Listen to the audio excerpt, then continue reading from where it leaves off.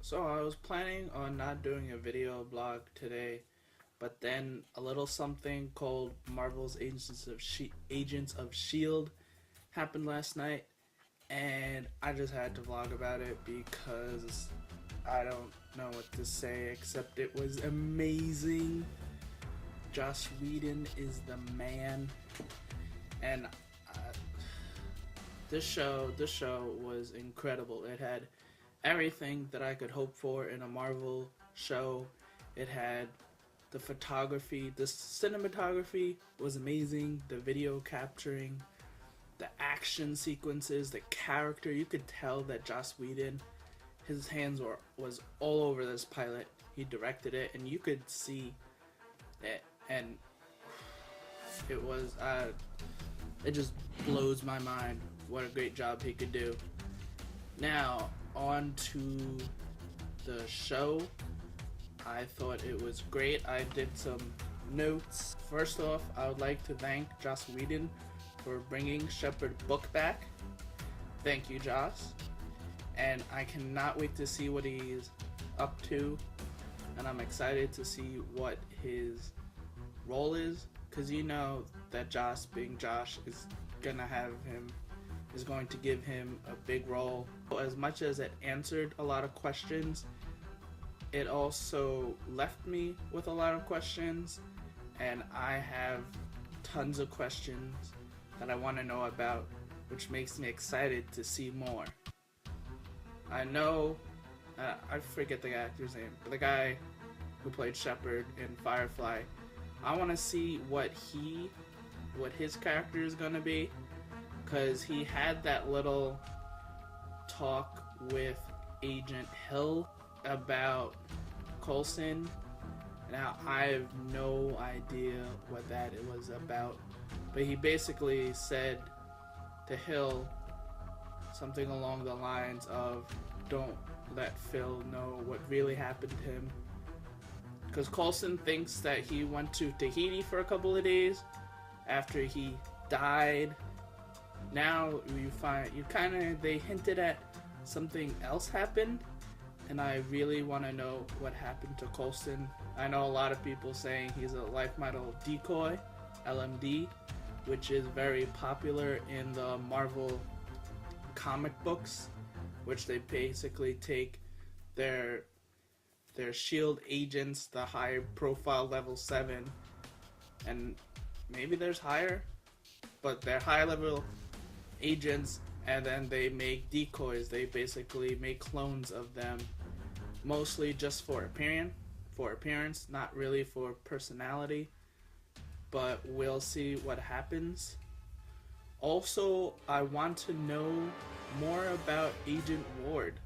Now, that's surprising, but to me, because I wasn't expecting to go, gee, I want to learn what happened to Agent Ward. But they had a couple of lines. They briefly talked about Agent Ward and his history with the Rising Tide.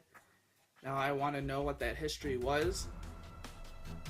Do they leave it up to Joss Whedon to make a little comment like that to drive you crazy? Like in Avengers, they had that oh, this is like Budapest all over again. And then Hawkeye goes, you and I remember Budapest very differently.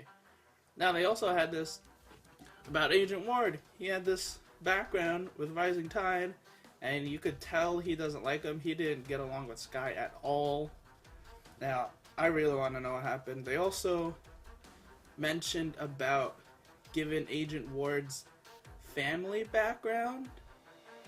I want to know more about that. I have a feeling we will know more about that, but that's very interesting. Also, I want to know what happened to Melinda May. She just was phenomenal.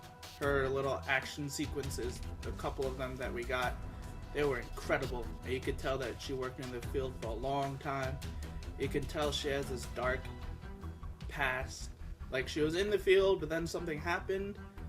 I also want to know who the Rising Tide is. I know they're this hack organization, kind of like Anonymous. I want to know more about them. I'm hoping that we see more of AIM.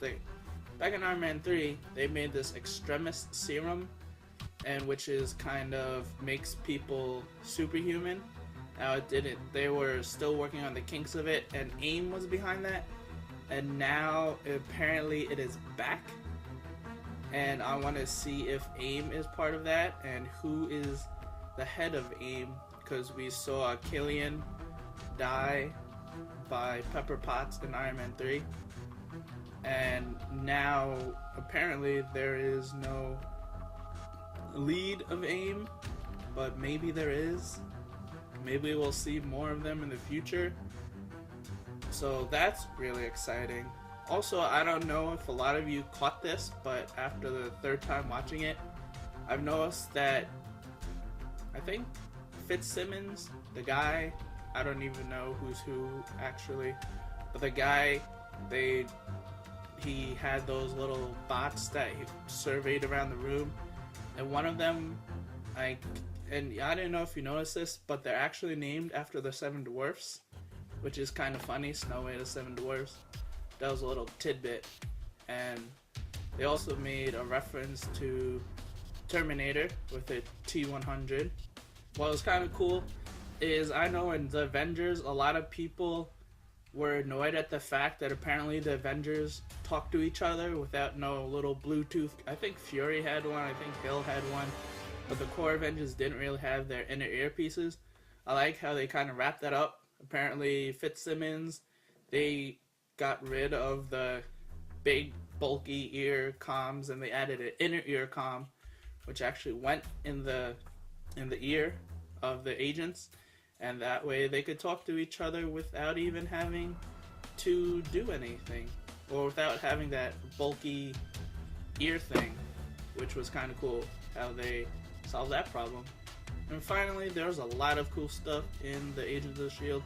premiere. I was really impressed by it. I was super excited to see it. I'm glad I finally saw it, and I can't wait till next episode, episode 2. They had on Twitter that you could tweet the cast and the Agents of S.H.I.E.L.D. Clark Gregg was on it. All the other characters and the Agents of S.H.I.E.L.D. had their own Twitter. And they were teasing, like, if you thought episode 1 was good, wait till you see episode 2. So now obviously I'm super excited for episode 2, and it's gonna be incredible. This TV show looks amazing. I can't say enough about it.